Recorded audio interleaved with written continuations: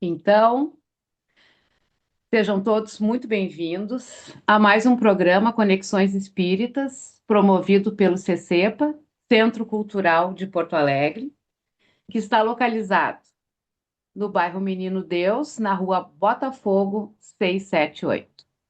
Hoje, como nós havíamos anunciado antes, né, nós vamos conversar com a minha grande amiga, colega de caminhada espírita, Eliane Correia. E com a Eliane a gente vai conversar um pouco sobre mediunidade, numa perspectiva que é bastante importante para os dias de hoje, que é mediunidade. O título ficou Mediunidade sem Misticismo, certo? Seja bem-vinda, Eliane, muito obrigado pela tua disponibilidade, pela tua presença para essa conversa. Antes da Eliane começar a falar, eu também vou aproveitar e apresentar, né, qual é a relação que a Eliane tem com o Espiritismo.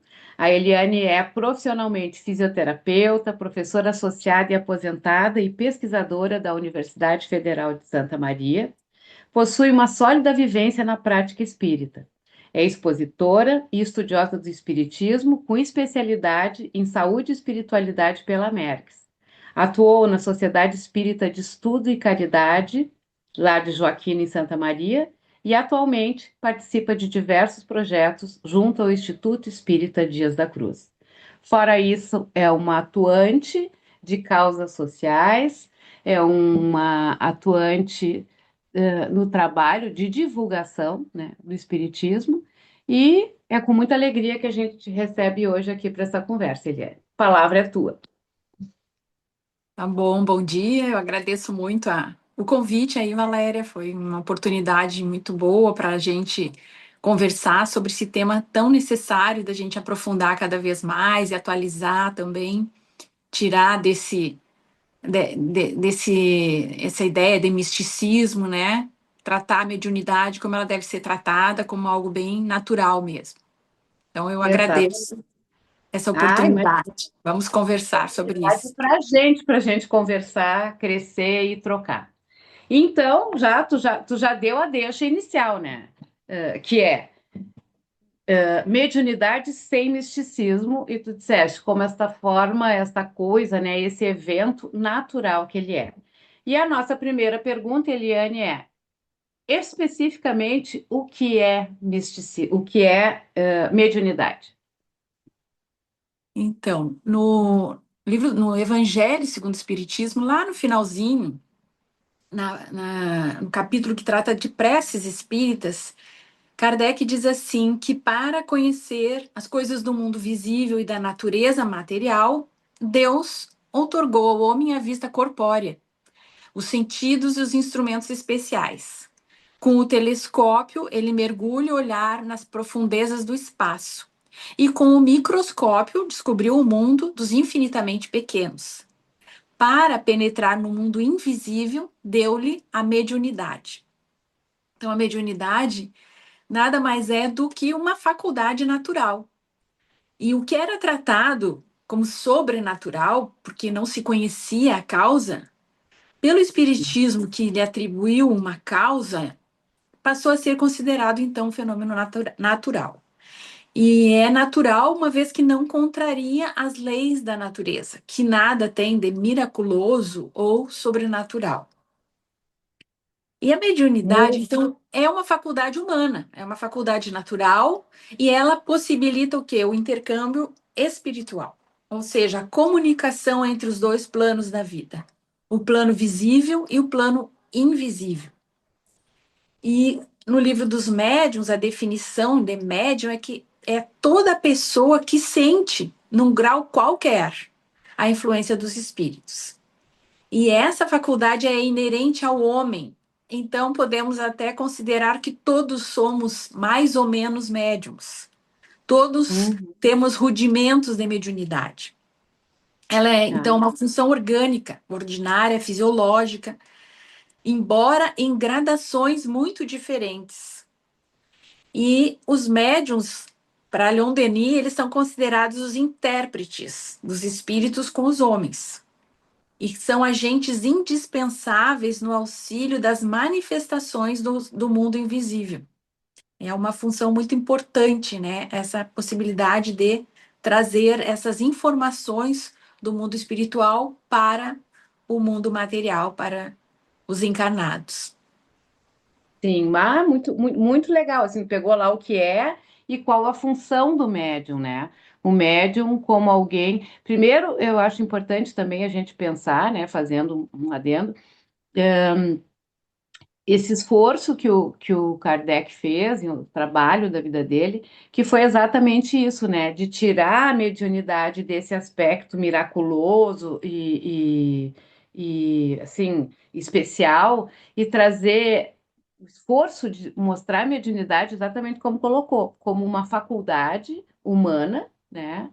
E como um instrumento, como tu disseste, né, para promover essa comunicação que é possível e que é necessária, né? Quando tu diz, bom, muito legal, né? Para a ciência, o microscópio e o telescópio, para a ciência da matéria, para a ciência do espírito, que nós somos espíritos, né? A mediunidade. É muito interessante. Eliane, essa mediunidade que todo mundo tem, em maior ou menor grau, em maior ou menor potência, né? Ela tem tipos, ela tem, né? Poderia dizer tipos de mediunidade que a gente conhece, como é que ela se manifesta? Então, a mediunidade, esse fenômeno mediúnico, ele é resultado de combinação de fluidos do espírito e do médium, né? E também de qualidades e aptidões pessoais que o médium tem, e essas se relacionam com a natureza dos espíritos que atrai para se manifestarem de variadas formas. Então, as formas nós temos a universal, que é a mediunidade universal, que é a intuição, ou a percepção espiritual, que todos possuímos. Todos temos essa mediunidade, por isso que Kardec fala que todos somos mais ou menos médiums, Uhum, com gradações diferentes, mas essa gradação mínima, podemos dizer assim, é a intuição que todos temos. Então, é uma mediunidade discreta, velada, e que se manifesta no campo da meditação. uhum, E todos somos médiums também porque nós todos temos um espírito que nos dirige para o bem, quando nós sabemos escutá-lo, principalmente com a inteligência e o coração, nesse caso. Então, uhum, não é através de outro espírito, né? Não é através de uma comunicação, mas através da inteligência e o coração nós temos capacidade de captar essa inspiração do nosso espírito protetor. Então, é o uhum, campo de sintonia com o anjo guardião, essa mediunidade universal. Depois nós temos a mediunidade de efeitos físicos, podemos categorizar entre efeitos físicos e efeitos intelectuais. Nos efeitos físicos são pancadas, movimentos dos corpos, ruídos, materializações dos espíritos, transporte de objetos, é o uhum, tipo de mediunidade de efeitos físicos. E a mediunidade de efeitos intelectuais, ela já é diferente porque ela expressa um pensamento, uma ideia, uma vontade, por isso é intelectual, há uma uhum, inteligência para expressar essa mediunidade, e ela pode se expressar através de médiuns audientes que ouvem os espíritos, a audiência ou a psicofonia ou os médiuns falantes são espíritos que falam através dos médiuns. Os videntes são aqueles que veem os espíritos, e não necessariamente pela visão do olho físico, mas a visão da alma, porque muitas vezes eles têm essa visão com os olhos fechados. Os uhum, escreventes, que aí seria a psicografia, então eles escrevem aquilo que os uhum, espíritos ditam, e isso pode ser de forma mecânica, às vezes o próprio espírito que faz o movimento da mão do médium, ele que coordena o movimento da mão do médium, seja o espírito que escreve, ou intuitivo. Então, ele inspira o médium e aí o médium escreve com o seu movimento da mão. Também tem os Uhum. artistas, né? Aí os desenhistas, pintores, musicistas, são efeitos intelectuais. E tem uma situação que ela é mista, que é quando lá no início acontecia, né, aquela escrita direta, que era a caneta na cesta, né? Então não havia uma mão do médium ali. Então era um Uhum. efeito físico da caneta se movimentando, mas havia também uma mensagem, uma ideia. Então também era uma mediunidade com efeito intelectual. Uhum. Seriam os variados tipos, né? E tem muitos outros até que no livro dos É. médiuns apresenta. E eles também podem se misturar, né? Um médium pode desenvolver várias, digamos assim, capacidades mediúnicas, né? Várias aptidões mediúnicas, elas não precisam vir isoladas, né? Tem o caso do Chico, que é um fenômeno mediúnico, né? Que transitou transitou por todas elas, né? Era um médium, com uma natureza, muito ostensiva, né? E é interessante pensar o quanto nesse processo, né? Porque a gente também pode pensar a mediunidade antes do Kardec, né? Ela existia lá desde tempos imemoriais, exatamente por isso que tu disse, porque ela ela faz parte, né, da nossa existência encarnada. Mas o quanto o trabalho do Kardec em conseguir fazer toda essa catalogação, né, todo esse esforço de tirar desse misticismo e trazer para um campo de conhecimento racional, e aí então a gente também, né, esse esforço de catalogar com fins didáticos, pedagógicos, porque a gente possa olhar e reconhecer. Mas saber também que é um processo que está em aberto, né? Existem misturas, existem combinações diferentes de mediunidade. É, como eu falei antes, isso depende muito das aptidões, né, que a gente estava Tá. comentando. Então, por exemplo, uma pictografia, que seria a mediunidade da pintura, é interessante que o médium tenha essa aptidão para que ele consiga fazer um trabalho mais fidedigno. Mas o Sim. Chico, por exemplo, ele não tinha uma aptidão para poesia, né? Mas ele Hum. conseguia, de uma forma excelente, fazer aquelas psicografias no Parnaso do Além-Túmulo, por exemplo, né? Que ele psicografou poesias de vários poetas, né? Sem que ele tivesse essa aptidão. Mas isso É. é uma das condições. Tem três situações que fazem com que ocorra essa comunicação, né? Dois fatores que proporcionam isso. Primeiro, a vontade, né? Quem define a vontade que aconteça essa comunicação é o espírito, não o médium. A segunda Hum. seria a aptidão, né? Que daí vai atrair um determinado tipo de espírito. E também a simpatia. É importante que também tenha. Os espíritos se comunicam preferencialmente através de médiums com os quais eles têm alguma simpatia. Então é isso, vontade do espírito, aptidão do médium e a simpatia do espírito com o médium, para que A haja essa. simpatia, a simpatia é aquilo que a gente chama de afinidade, de É, sintonia. isso também. É bem interessante isso, né? E separar essas três questões, quer dizer, é o espírito. Tem uma frase que diz que o telefone não toca daqui para lá, só de lá para cá, né?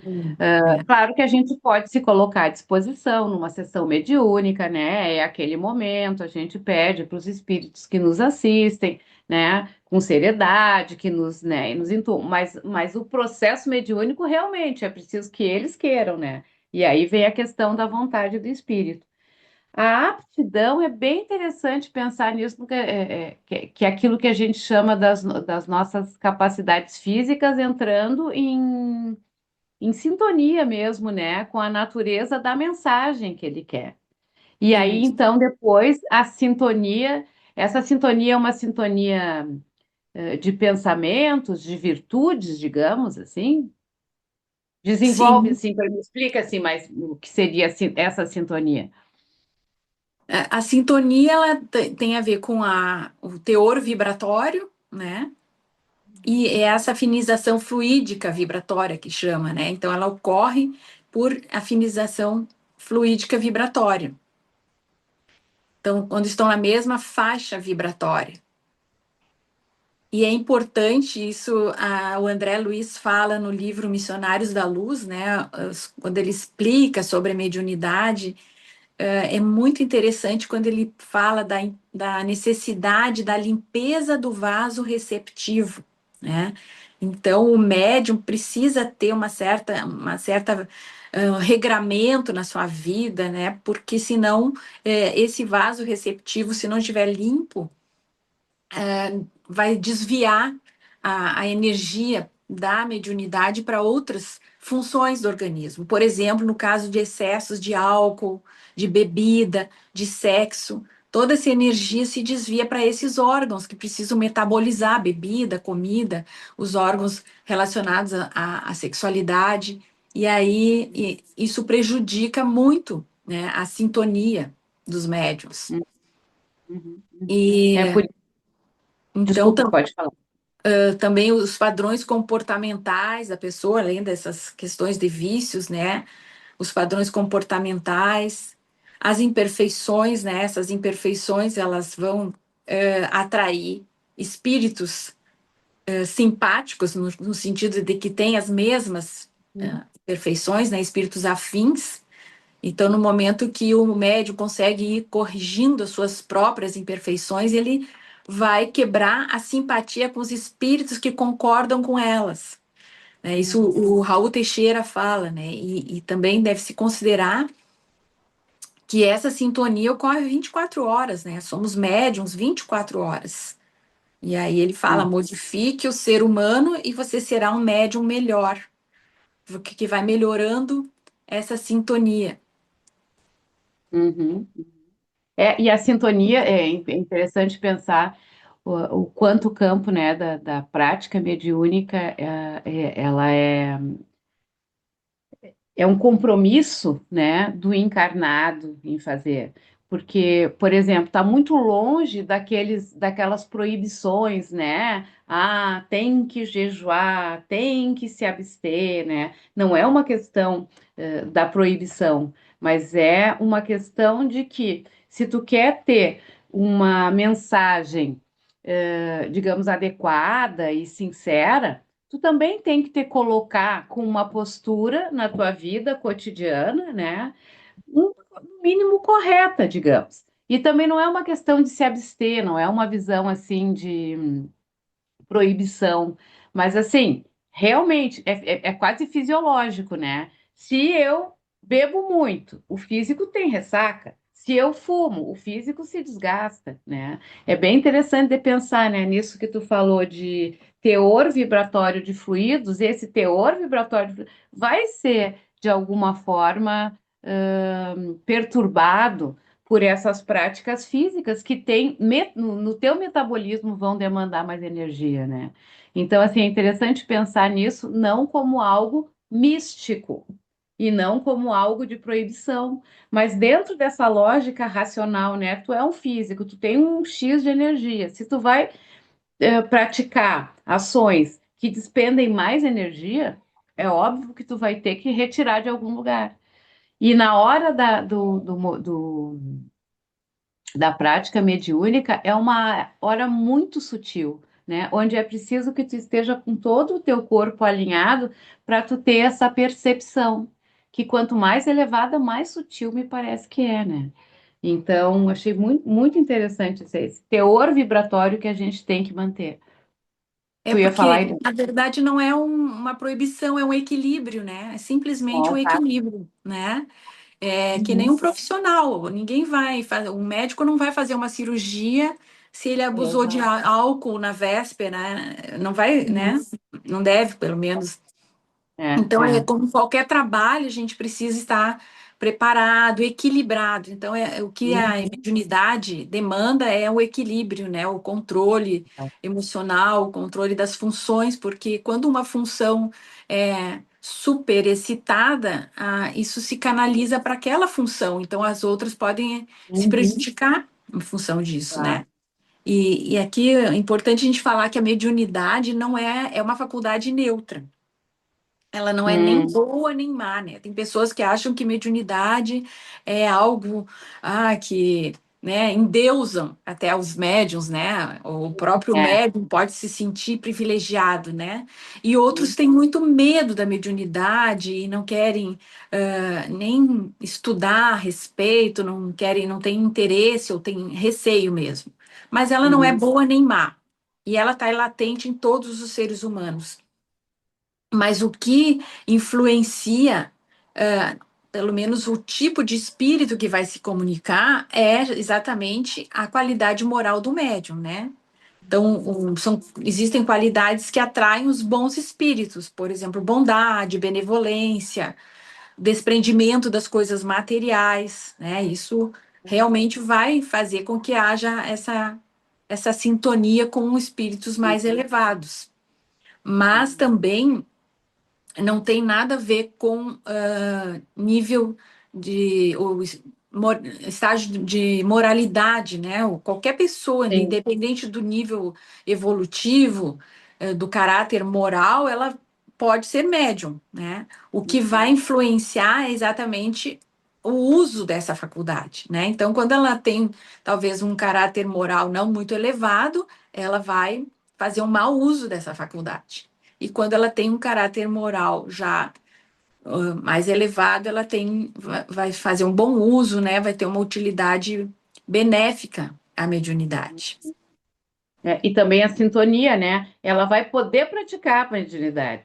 Isso não quer dizer que ela não vá fazer o exercício mediúnico, mas que espírito, né? Que vai vir, né? Nessa intercorrência com ela, né? Um espírito menos elevado. E aí vem, né, aquelas mensagens, os, as mensagens Mistificações. das mistificações e também da zombateiros, né? Os zombateiros, né? Porque Uhum. daí tu tá conectada num outro nível e a lei da sintonia é uma lei do universo, né? Não é nem do espiritismo, é uma lei universal, né? A gente vai atrair. E falando nisso, em espíritos zombateiros, em diferentes tipos, como que é na tradição, assim, durante muito tempo, assim, a gente sabe de casos em que essa mediunidade, exatamente por ser tão variada e por depender do tipo de comunicação que der, ela foi para um certo segmento da ciência considerada, ou não sei se considerada, mas talvez mal compreendida como uma doença mental, uma esquizofrenia, né? Como é de uma sutileza muito grande e, em alguns momentos, com comportamentos diferentes, o próprio Chico, né? Não é um nem dois que é tratado como louco, né? Como desequilibrado. Que relação é essa que a gente tem entre mediunidade e transtornos mentais? Isso é muito importante a gente conversar, porque realmente, né, lá nos primórdios, né, as pessoas que tinham qualquer tipo de experiência espiritual, ou até chamada experiência anômala pela psicologia, é, eram muitos encaminhados para tratamento mental, de doença mental. E, por outro lado, no livro dos Espíritos, na questão 474, eles dizem assim: os espíritos dizem que muitos epiléticos ou loucos, tomados por possesso, mais necessitavam de médico que de exorcismos. O contrário também acontecia, né? De as pessoas terem um transtorno mental e serem tratados como possessos, né? Como hoje em dia a gente diria médiums, né? Ostensivos ou em situação de obsessão.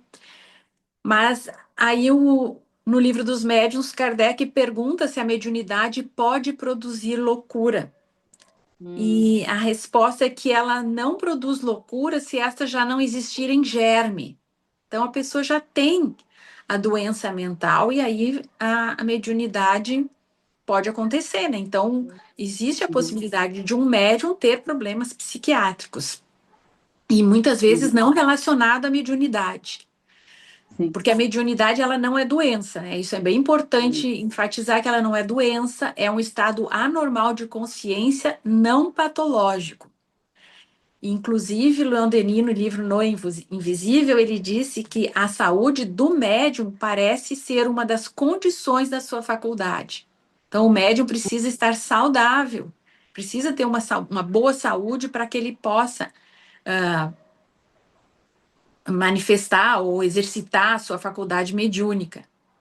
E grande número de médiums que gozam perfeito. Existe um grande número de médiums que têm uma boa saúde, mas quando essa se altera, os fenômenos se enfraquecem e até cessam de se produzir, por conta da doença, né? Aí pode ser uma doença física, uma doença mental, né?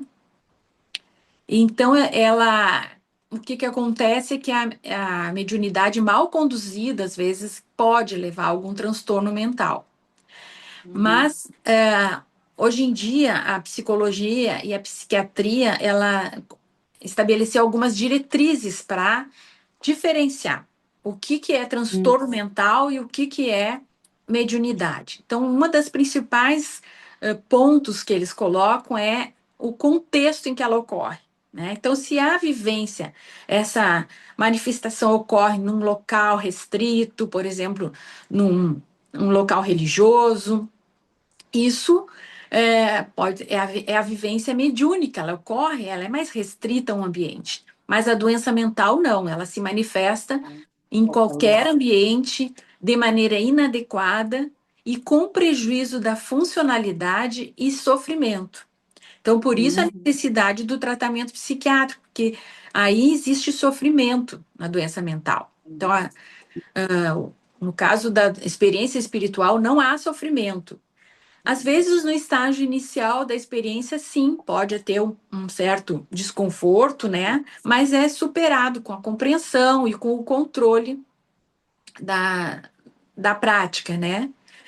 Também não existe prejuízo funcional ou ocupacional, a pessoa tem um certo ajuste na sua vida funcional, na sua vida ocupacional, é compatível com o contexto cultural do paciente. Então, ele já participa de algum ambiente religioso em que essa prática é normal, é comum, né? E ela é aceita essa experiência por outras pessoas. A ausência de comorbidades psiquiátricas também é outro item desse diagnóstico diferencial. O controle sobre a experiência, né? Então, a Ah, pessoa consegue controlar o momento em que vai deixar essa manifestação acontecer ou não, né, aquilo do ambiente, né? E há também indícios de que há um crescimento pessoal ao longo do tempo nessas pessoas que têm experiências espirituais. Manifestam esse crescimento ao longo do tempo. Também o que se percebe é que a mediunidade, às vezes, ela eclode lá na infância, né? Enquanto que o transtorno mental é mais tarde um pouco. Pode ser a partir da adolescência ou lá na idade adulta. E o sofrimento, às vezes, acontece mais quando ela ocorre na idade mais baixa, assim, um indivíduo mais jovem. Mas o que se tem é que são evidências mostrando que o envolvimento religioso e as experiências espirituais geralmente estão associados a desfechos positivos em saúde. Então, melhor condição de saúde, né? e essa é uma Mas, diferença. sim, não, isso, exatamente, né? A quem ali que tem transtorno mental, ele não tem um- uma funcionalidade normal, né? Mas também acontece de transtornos psiquiátricos ou neurológicos serem erroneamente e frequentemente também rotulados como experiências espirituais, adiando a implementação do tratamento adequado. Às vezes, até a pessoa procura uma instituição espírita ou de outra crença religiosa para tratar esses sintomas e ela não é encaminhada a um tratamento médico e acaba sendo erroneamente, então, rotulado como uma experiência espiritual e que, na verdade, é um transtorno mental. Também existem pessoas que preferem ter um diagnóstico psiquiátrico do que admitir a mediunidade. Né? O preconceito, E aí também fala do risco da patologização de comportamentos saudáveis. Então, são pessoas que têm experiências espirituais e são saudáveis e são colocadas como patológicas, né, como doentes mentais. Mas realmente as pesquisas, os estudos têm mostrado que a maioria das pessoas que relatam esse tipo de experiência não sofre de transtorno psicótico ou dissociativo. Uhum. São pessoas Não, e é mais. interessante pensar isso que tu começou, né? Então, a psiquiatria, a psicologia já, o quanto evoluiu, né? É um evento hoje tão, a mediunidade, ela tá tão, digamos, evoluída, discutida, debatida, evidenciada, que a psiquiatria como ciência, né? Esses dias eu fiquei pensando, né, que existia um CID para isso, para dizer que é um transtorno de outra ordem, né? Se a medicina conseguiu identificar isso e aceitar, né, inclusive, eu não sei como é que funciona isso, né, mas atribuindo um CID, é porque eles entendem como ciência, olha, existem transtornos que estão além, né, que não são nem transtornos, vamos colocar outra palavra, existem eventos que não são transtornos, né, e que existem. Então, nesse sentido, e a psiquiatria agora fazer essa exposição que tu colocou, de critérios que eles usam para diferenciar e para distanciar, significa, por um outro lado, primeiro, que muito se evoluiu no sentido de conhecimento da mediunidade, e que o meio acadêmico também está olhando para a mediunidade de uma forma não tão preconceituosa, né? Sim, Então, é o CID-11. É, CID é o, C- 11, ah, é tá. o CID-11 que classifica, né, essas experiências espirituais como não patológicas. Isso Uhum. foi a partir de um trabalho de 2011 do Dr. Alexander Moreira, que tem tem um núcleo de pesquisa em saúde e espiritualidade, né? Então, eles têm trazido já muitos critérios, né, para fazer essa distinção aí. Então, isso Ah, é um grande avanço, né, para sim, fazer que para um direcionamento, um encaminhamento adequado dessas pessoas, né, quando tem um transtorno mental para o psiquiatra ou também para um tratamento espiritual. Às vezes, pode ser um complementando o outro também, né? O tratamento sim, psiquiátrico associado, né, com o tratamento espiritual, porque muitas vezes o transtorno mental propicia quadros obsessivos e que também é importante uma abordagem aí, um tratamento espiritual. já é muito, muito interessante isso, assim.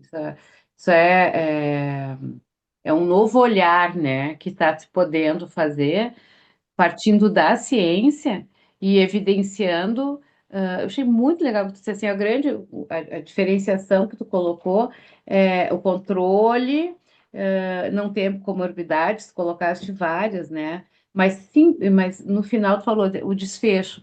A mediunidade, ela vem, e a gente sabe isso falando agora, né, pela prática, ela vem para melhora, né? Ela vem como o desenvolvimento de uma potência que visa a melhora do indivíduo, né? Enquanto que as doenças, elas levam ao comprometimento, seguindo mesmo essa sequência, né, que tu colocaste ali do controle.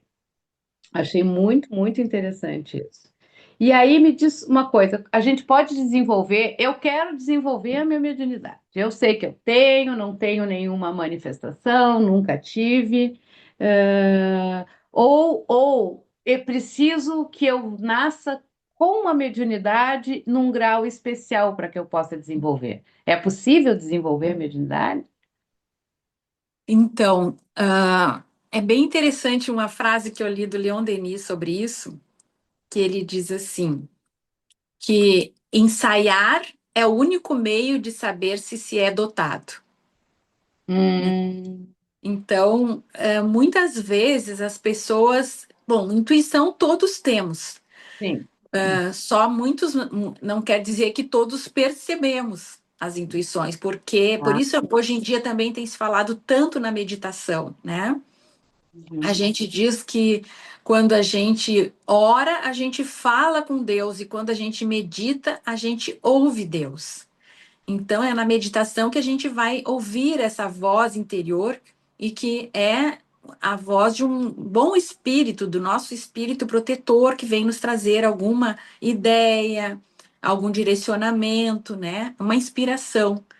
Uhum. Mas se a gente essa mediunidade ela não aparece, ela não eclode espontaneamente, existe sim a possibilidade de desenvolvimento mediúnico. No livro dos médiuns, ele fala assim que a solidão, o silêncio, o afastamento de tudo que possa ser causa de distração favorece o recolhimento. E aí ele diz que conhecemos médiuns que só se formaram depois de 6 meses de exercício, ao passo que Uhum. outros escrevem correntemente logo na primeira vez, né? Uhum. Mas ele fala também que, apesar de muitas tentativas, a mediunidade ela pode não se revelar, né? E aí o Uhum. aspirante precisa renunciar a ser Uhum. médium, como renuncia ao canto quem reconhece não ter voz, né? Então, a Uhum. pessoa tenta, né, mas não conseguiu. Uhum. Uhum. Mas os bons espíritos, se eles não podem nos transmitir materialmente os seus pensamentos, né, através da audiência, da psicofonia, da psicografia, eles nos auxiliam por meio da inspiração. Uhum. Então, talvez esse ensaiar significa iniciar um estudo sobre mediunidade e começar a partir desse estudo do conhecimento de como é o mecanismo mediúnico, na sequência, participar de reuniões mediúnicas e aí ali se concentrar, né, num ambiente adequado, num ambiente com uma boa assistência espiritual, e aí então pode ou não acontecer de que haja alguma manifestação, né? Uhum. Um Não, fenômeno é aconteça. interessante isso que tu disse, né? A inspiração, ela sempre existe. E aí, a intuição tem, embora nem todos percebam, né? Então, assim, mesmo que nós não sejamos, que eu não seja, o João não seja um médium, quer dizer, todos somos, todos temos a mediunidade latente, porque ela é orgânica, alguns mais ostensivos e outros menos. É possível desenvolvê-la através daquilo que o Leon Denis chamou como é que é a palavra que ele disse, o Leon Denis? Experienciação, treino. Percepção espiritual, percepção. Não, isso que tu disse, que o Leon Denis disse a frase que tu usou, que todos Ah, são, é preciso ensaiar, ensaiar, ensaiar, ensaiar é o único meio de ensaiar. saber se é dotado, né? Isso. Exatamente. Aí começa no ensaio, que é, né, um exercício que tem a ver um pouco com o que tu falou da meditação, né? De acalmar, porque eu acho que as pessoas pensam assim, de um seja, que a mediunidade é algo que vem e se sobrepõe de uma forma violenta ao nosso pensamento, às nossas obrigações, aquele pensamento que tu tem que está diluído nas questões do cotidiano, né? De certa forma, é um pouco ao contrário. É preciso acalmar o pensamento do cotidiano para perceber essas intuições, né? Essas mensagens que são muito sutis. Então, né, o acalmar, o meditar, a reunião, o exercício, o ensaio, né? Ir para um grupo mediúnico em que tu fica em silêncio. Não são ritos. As pessoas acham, tem que fazer uma oração, tem que apagar a luz, tem que botar roupa branca. Não tem que nada disso. É preciso acalmar a mente para que deixar que essas mensagens que vêm de uma sintonia vibratória muito mais sutil consigam nos alcançar e nós consigamos também traduzi-las, né? Eu gostei muito que tu disse, né? Nem todos percebem. É. E a partir disso ir desenvolvendo. Eu lembro de uma colega de estudo mediúnico que ela dizia assim, depois que eu comecei a participar dos grupos, eu comecei a aflorar a minha sensibilidade para cores e para cheiros, né? Uhum. Então é realmente assim, assim um refinamento da nossa sensibilidade, que pode ser para ouvir, pode ser para ver, né? O quanto esse exercício vai é, burilando, né, essas outras sensações que o cotidiano, na nossa vida de urgências e demandas, de certa forma embota, né? De certa forma vai dizendo, não existe. E aí o cara diz, não, não sou médium, não, a mediunidade está lá, mas ela precisa ser desenvolvida através do silenciamento, da reflexão, da oração e do prestar atenção, né, para o que está surgindo. É bem É. interessante. Mas assim, Valéria, é interessante que se fala muito do caráter orgânico da mediunidade. Então, no livro Vivência Mediúnica, o Manuel, do projeto Manuel Filomeno de Miranda, ele fala que o corpo físico tem tem que ter algumas necessidades correspondidas para que ele possa exercitar a mediunidade. O que, que significa isso? Ele precisa ter estruturas especializadas no perispírito para que essa faculdade possa se apresentar. E Hum, aí, lá, o André Luiz fala muito da glândula pineal ou epífise, né? A gente já ouviu falar que a glândula pineal, epífise, está relacionada à mediunidade. Ele descreve essa glândula como a glândula da vida espiritual ou da vida mental e que tem um papel na fisiologia desse intercâmbio espiritual, no crescimento mental e também no enriquecimento dos valores da alma. Pois bem, a ciência então tem estudado essa glândula. E o que, que se tem hoje em dia? É que essa glândula, ela é situada no nosso cérebro, é uma glândula endócrina. E ela secreta hum, o hormônio da serotonina, né, que é muito relacionado ao sono, por exemplo. E o que, que eles observaram? Falava-se que essas pessoas que têm mediunidade tinham um determinado aumento de cristais nessa glândula, mas os estudos científicos têm através de imagens, percebido que existem estoques de cálcio ou compressões calcárias na pineal, que são esses cristais, né? Mas que eles não apresentam variação entre pessoas médiums e não médiums. Então, todos nós temos essas compressões calcárias, alguns mais, outros menos, mas não existe uma relação com a mediunidade até o momento, né? Os estudos até o momento não conseguiram ainda definir essa questão. E como essa glândula, então, ela é responsável pela dosagem de melatonina, o Dr. Décio Iandoli Júnior, lá no Mato Grosso do Sul, ele resolveu fazer um estudo para ver a diferença da dosagem de melatonina entre médiums e não médiums. E ele também não encontrou diferença nenhuma, né? Talvez isso mostre que todos somos médios, então todos temos as mesmas características, né?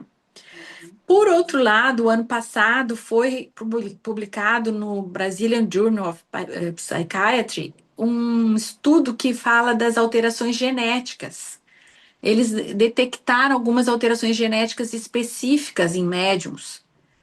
Mais ou menos uns 33 genes foram identificados em médiums, comparado com não médiums da mesma família.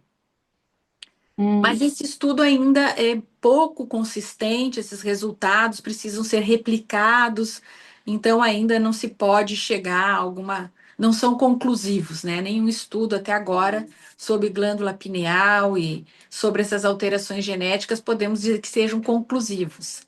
Mas existe, né, talvez a nível de perispírito, alguma estrutura especializada que faça com que essa faculdade seja mais ostensiva, né, do que em alguns do que em outros. É, Aí vem ao encontro da frase do Manuel Filomeno de Miranda que tu abriu, né? Que o perispírito teria, eu anotei aqui, teria, digamos, algumas aptidões, perispírito carregaria, né? Alguns, vamos pensar no perispírito como semimaterial, né? Mas algumas espaços, órgãos, né? Mais propícios, né? E aí é interessante que a gente consiga, todas essas pesquisas estão tentando encontrar isso. Então, do lado material, o que é. que apontaria essa aptidão maior ou menor, né? E é Isso. interessante que tu falou também do exercício, tu comparou. Então a gente vai lá, vai se colocar, vai concentrar, mas talvez não desenvolva. Talvez por, né, o que está se pesquisando agora, que tu muito bem trouxe, essas pesquisas, talvez dentro do perispírito tenha alguma aptidão maior, não que não tenha zero, né, mas que tenha uma propensão, uma aptidão maior para desenvolver. E também, talvez não. E aí vem o exemplo que tu trouxe, né? É como eu canto. Todos temos voz, né? Todos, todos não, mas a maioria tem voz, né? Sabe entrar no ritmo, mas não necessariamente todos têm aptidão de ser cantores, né? Esses dias eu fui ver um especial, achei tão engraçado falando sobre isso, né? A título de curiosidade, o Jorge Amado, né, o escritor baiano, que era muito envolvido com a mediunidade e com a prática mediúnica das religiões afros. Agora tu falou, me lembrei. Ele não sabia cantar nada, ele não cantava. Então, quando ele queria cantar, ele dizia para a mulher dele, para Zélia, Zélia, canta aí aquela música que eu gosto. E ele não tinha capacidade de entrar no ritmo, ele não. E aí ele pedia, muito engraçado, ele pedia para a mulher cantar as músicas que ele queria ouvir ou que ele queria expressar em algum momento. Tu vê, né, isso, que ele tinha uma capacidade mediúnica. Então, são as aptidões da gente, que a gente traz, né, de outras vidas, se presentifica nessa como uma construção mesmo. E também a outra coisa que eu achei muito interessante, que é, mesmo não tendo, digamos, essa capacidade ostensiva, isso não quer dizer que a nossa sensibilidade, que os nossos espíritos, né, amigos, não estejam continuamente nos, nos em conversação, né, em diálogo, que a gente sim, através da intuição, pode refinar e, digamos, aprimorar essa comunicação, né?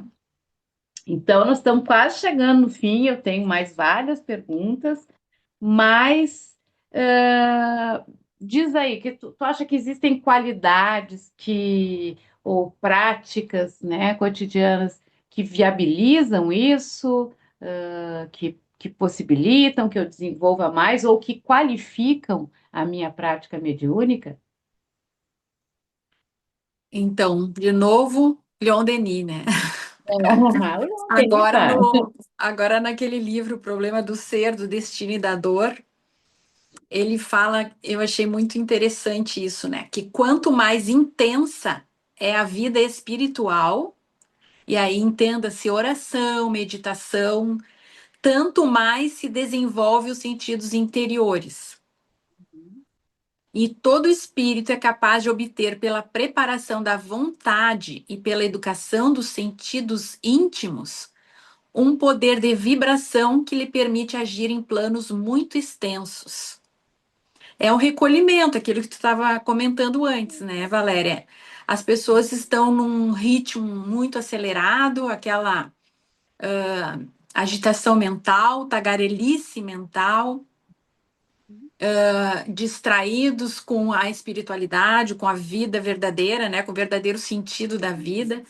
Então é super importante essa educação dos sentidos íntimos, né, o recolhimento para desenvolver esse sentido íntimo é importante a essa prática, né, de meditar e se recolher.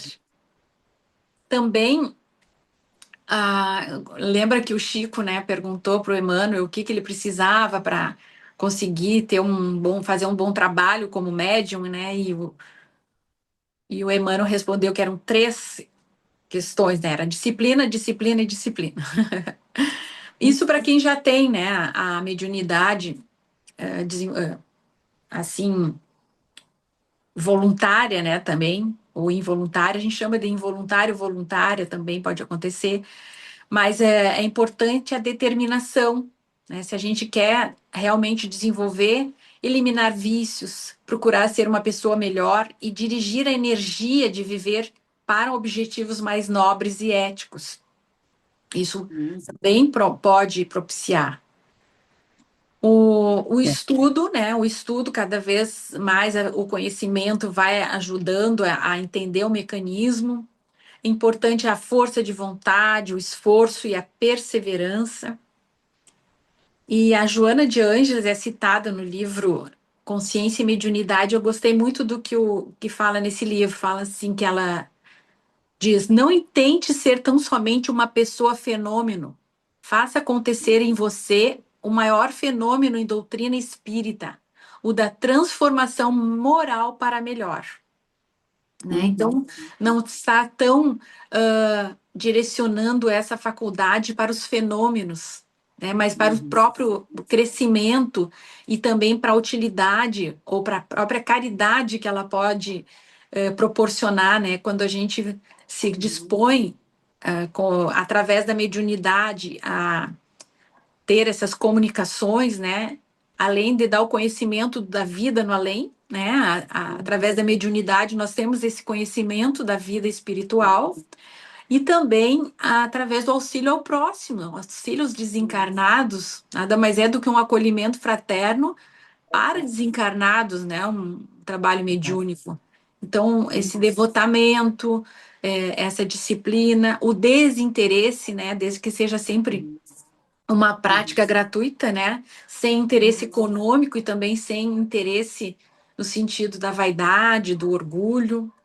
E a modéstia é extremamente importante, né? Que a gente sabe que tem as armadilhas do amor próprio, né? Que os médiums muitas vezes perdem essa capacidade ou ela deixa de ser uma faculdade boa para ser uma faculdade má no momento que ele começa a receber muita influência de espíritos inferiores, os zombeteiros, como a gente falou, também os apócrifos, né?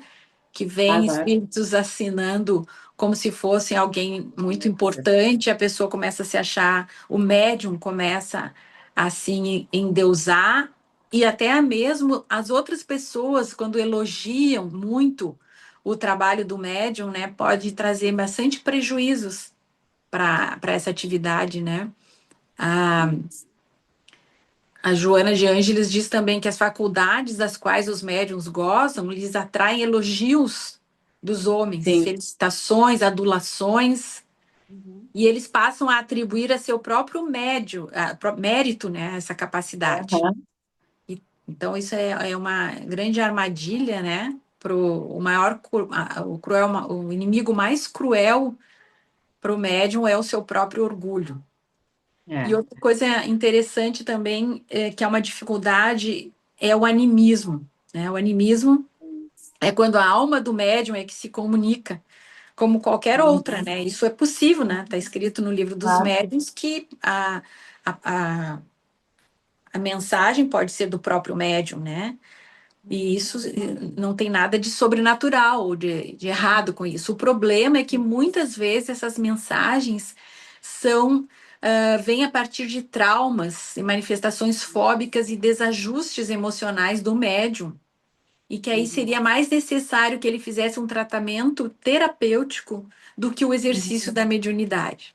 Eu achei Uhum. muito interessante isso, né? Que o médium, às vezes, procurar tratar os seus traumas, os seus desajustes emocionais, para que não ocorra tanto esse animismo, Uhum. dessa forma, né, em que ele manifesta as suas dificuldades emocionais. É. O animismo, achei interessante falar isso, né? As pessoas, antigamente, né, isso aqui, existia um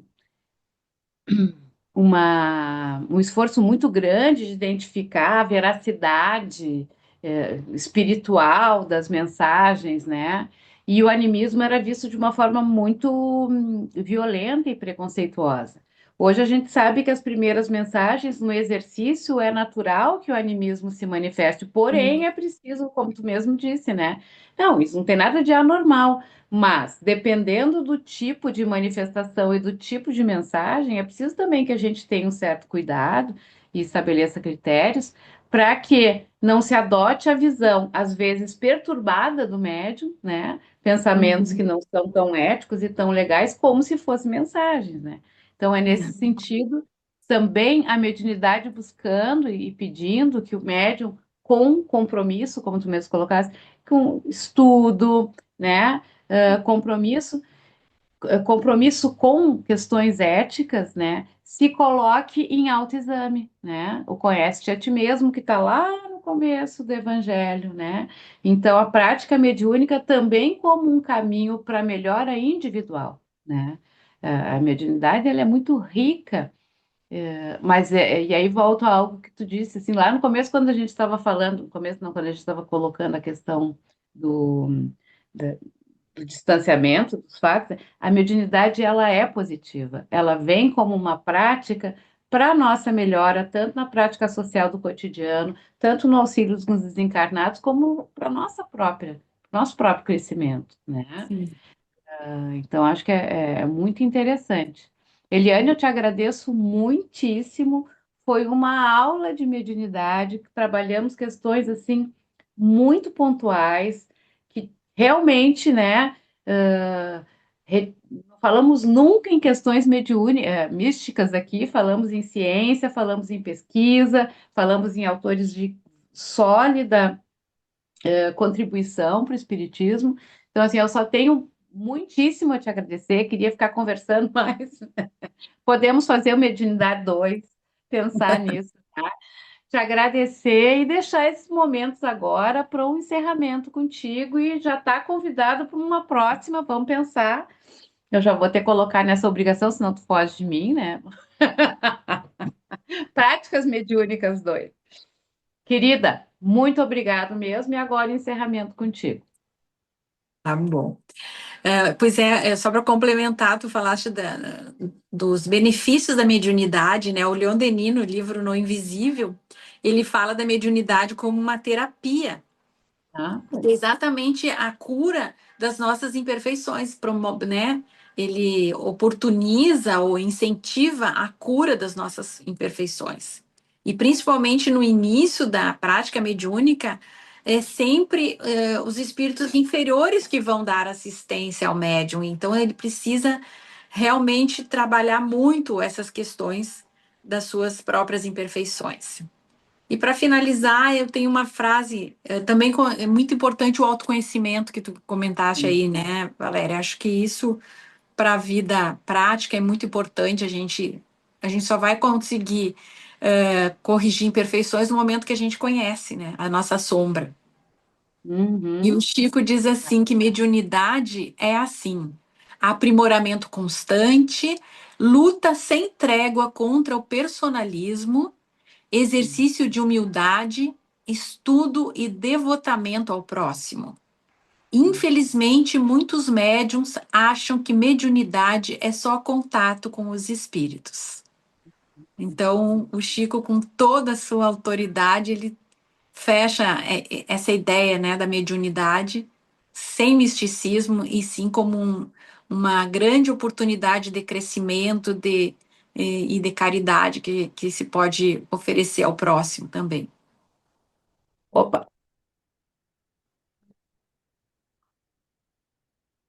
desculpa que deu uma interferência. Pois para a gente e para o próximo, né? Que é a essência da nossa vida aqui, a partir de uma perspectiva de quem é espírita, né? Nós viemos para nos melhorar e, a partir da nossa melhora, contribuir para a melhora daqueles que estão em torno de nós, do nosso tempo, né? Então, a mediunidade é mais um instrumento que a gente tem para esse crescimento e para esse progresso. Só para complementar a importância do retorno das pessoas às casas espíritas, né? Que pela Ah, pandemia houve uma evasão muito grande e esse trabalho só pode ser realizado de maneira adequada em casas espíritas. Essa, uhum. essa oportunidade de caridade com os desencarnados só acontece, só pode ocorrer de forma satisfatória e benéfica nas casas espíritas, presencialmente em casas espíritas. É. Então tá certo. Muito obrigada, Eliane. Eu que Adorei. E agradeço. agora já fica, então, mais o convite para um outro encontro daqui a um tempo. Tá Muito certo? obrigada. Queridos, encerramos essa aula sobre mediunidade e em breve nos encontraremos de novo com mais um tema para a gente conversar sobre espiritismo e nos conectar com os temas do nosso tempo. Até mais e obrigada a todos. Até mais.